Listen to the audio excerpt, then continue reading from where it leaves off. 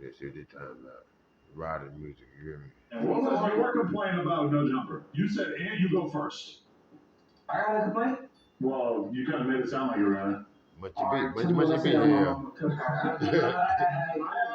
I'm like, do you have complaints about narratives? Well, I'm trying to say, you were like, hey, you can go first, and then I just wanted to know how you feel. Because I do know you have legions of people behind the scenes, on the comment section, etc., trying to basically convince you that you are not being true to your blackness or your Inglewoodness or whatever it may be by coming here. So we just gonna give a little shine because, like, you know. No, people don't care. Because that's part of the community. All right, I'm saying be cryptic because we ain't trying to show nobody no subscribers, no views. Specifically, no man, just overall, the chats. They watch it. We gotta give them. Shout out the chats. The chats go crazy. So the chats be feeling like, and a few people be feeling like that. Adam be starting a lot of, or Adam be doing, and they be talking about, oh yeah, you up there, yeah, you don't be holding them accountable. And I'm like, they like, watch No Jumper. If you watch No Jumper, like, you pretty much know Adam podcast, you feel me? And I'm like, I don't really feel that I've been put in no situations, that will fracture me to trip or like to take Adam. Like, you feel me? So, motherfuckers brought up date grievances. Oh, well, this situation. And I'm like, well, all right. So that's, pretty much what we was talking about. So, you was like, hey, go first, like, as if you had a grievance, like, is this something you want to get off the Adam that you don't like he be doing, or No. If it feels something specific that you seen that I could piggyback off, but I could go, but it wasn't something specific. No, it wasn't anything specific. I mean, I already know what you're talking about. It's like the main ones that come to mind are like, Adam put P-Face Baby on the podcast with y'all to basically make you guys look like idiots because he used to say NK or something. Like, I don't know exactly how that would have worked, to be honest. I didn't like, I admit that I should have introduced you guys to him, or I should have thought about, like, oh, this guy has said this in the past. I should have just put you guys on camera or whatever. Just, we'll give the world a sneak peek. Is that me and Munchie are going to do a podcast with P-Face Baby at some point in the near future, which was actually. Yeah, really though. That shit really went shit though. You got a lot of shit going on. Motherfuckers coming up. I mean, he gonna go down like that. He different, motherfucker. With the deep, everybody shit. You on it, shit. What the fuck? That shit, motherfucker. That went shit though. P-Face Baby's request. He said, put me in touch with Munchie. I want to talk to you. But George, you don't interview. I requested that. Do you remember that? Yeah. You suggested it, and I actually, I think I mentioned it to him, and then he was all about it. Yeah. Right. So my thing is this though. All right, Adam get a lot of slack for shit. Is he messy? I believe so. No, for sure, right? But you gotta put a lot of blame on people that sit in these seats.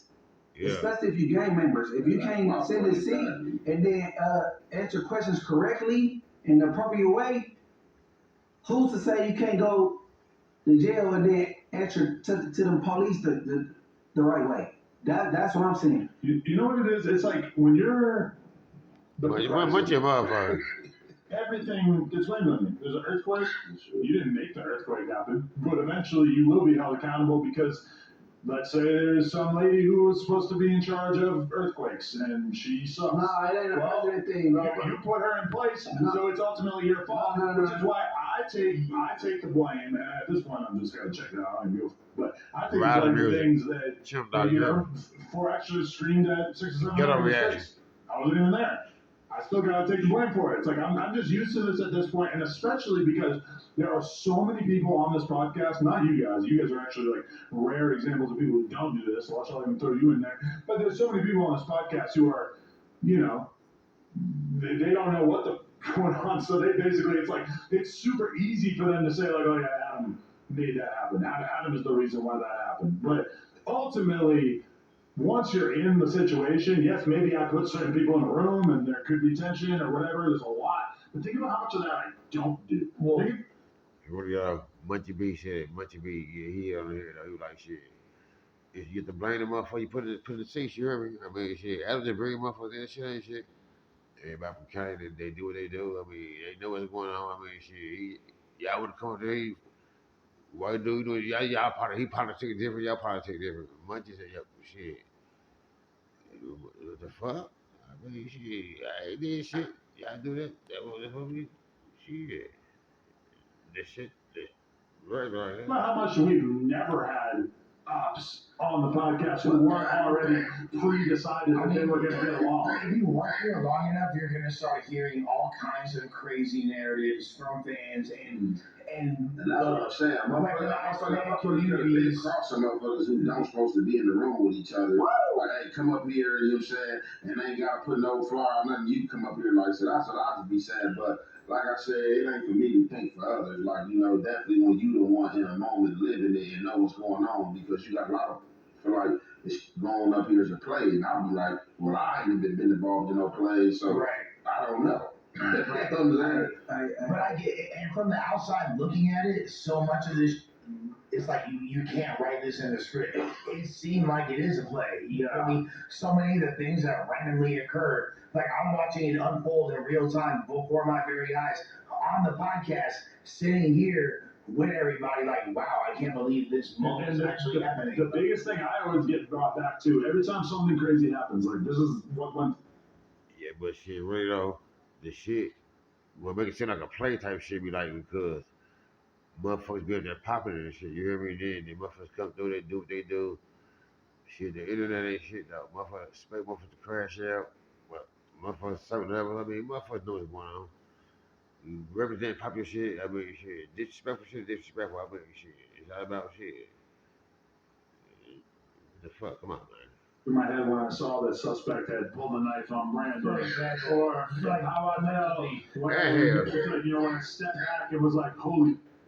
And Hefe and King Bill just had this really awkward exchange, and then King Bill tried to fight me in the lobby, and we have footage of it. Like so many of these things, I sit back and I'm just like, how the do we seriously got such another such insane narrative to talk about this week? And to be fair, it's been like this for years and years and years, where it just feels like there's always something crazy that happens. And, you know, after the great exorcism of boys that happened in March 2023, it felt like there wasn't really any drama for quite a while, and we were all kind of almost like savoring that.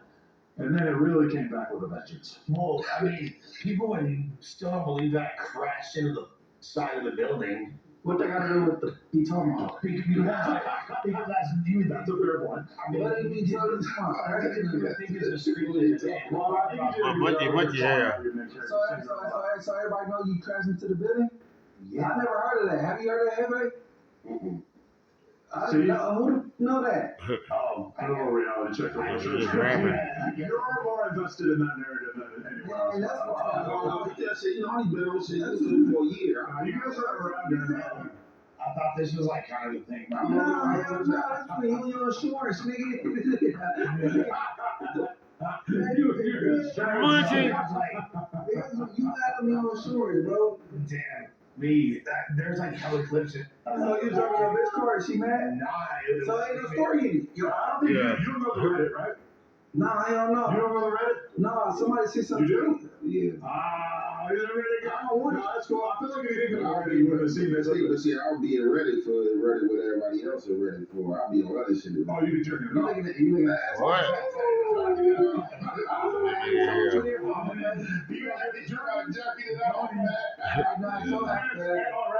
I told you there. You're my setup, Phil. Reddit just got some good information. Hey, now this is a shout out How to what's up on the table? I don't even know. this is a shout out to all Reddit, you know what I'm saying? So, so what is Hefe there for? But yeah. What kind of information? Because It depends on what it is. If I want to know certain, I might just go to Reddit and type some random and look. so Hefe ain't looking for XXX. He already got that, right? That was XXX. Nigga, you know what that means, nigga. What the motherfucker? On before as kids. But you can do more than one thing. You can find out about no type of gossip on Reddit, and then you can write. Munchie stupid. He's trying to interview Aaron. What you there for? Like your profile. That's what's up. I like them. Yeah, I mean, like I stole something. Right. All right, so that's one.